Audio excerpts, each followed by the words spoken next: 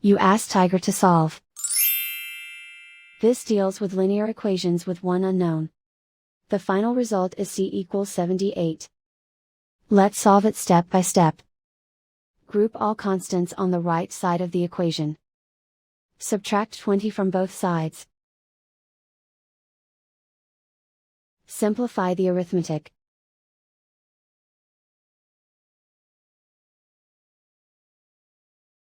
Isolate the c. Multiply both sides by inverse fraction 6/1. Group like terms. Multiply the coefficients. Simplify the fraction. Simplify the arithmetic. And so the final result is c equals 78.